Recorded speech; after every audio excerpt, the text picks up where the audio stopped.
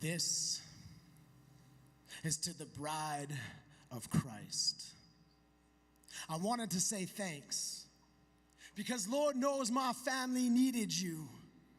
I remember at 11 years old being told my father diagnosed with cancer. Man, we prayed and prayed, believing there'd be an answer, but the answer never came.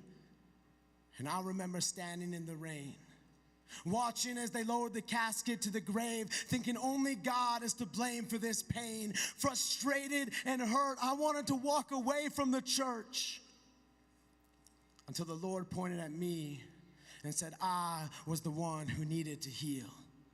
And it was the church that showed up and brought my family pre-cooked meals. It was the church that showed up and shingled my mother's garage. And it was the church that helped me become a man, even in my teens. When hormones started to mess with my dreams, it was the church that helped me find grace in Elohim. So it seems, to the bride of Christ, I owe a thanks. Even when I wanted to walk away, when your answers didn't match my questions and your truths didn't justify my living, see, I was happier sinning.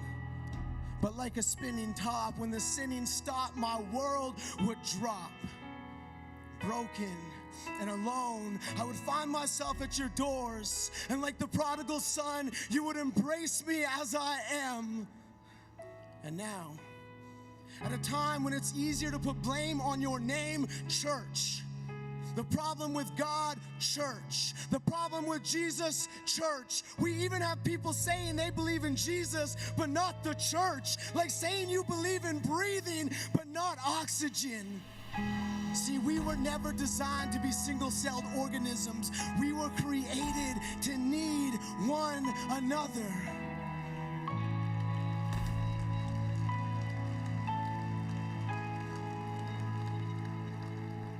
Your problem isn't with church.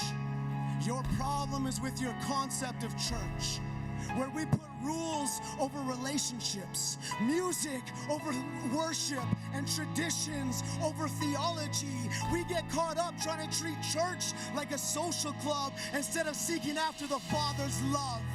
Because last time I checked, we were called to bear with one another in love. That in Christ we are one. One faith, one baptism, one God, one Father who is over all and through all and in all. Yes, this is to the bride of Christ. For being the hands and feet, for being the guidance in my defeat. You see, it's easy to judge a book by the cover, the church from the outside.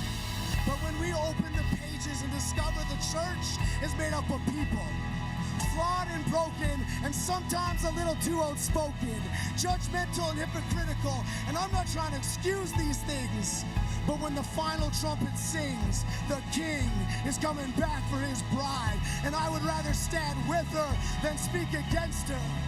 So, to the bride of Christ, I say thanks.